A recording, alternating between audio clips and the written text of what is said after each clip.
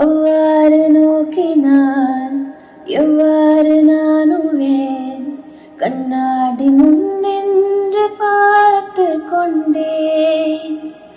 ஒன்றாக செய்திட 100 நாடகம் ஒத்திகைகள் செய்து எதிர்பார்த்திருந்தேன். எதிர்பாராமலே அவன்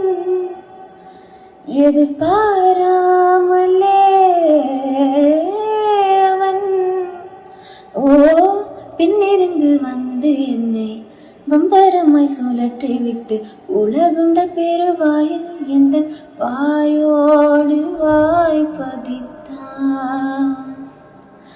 இங்கு பூலோகம் என்றொரு பொருளுள்ளதை இந்த பூங்கோதை மறந்தார்.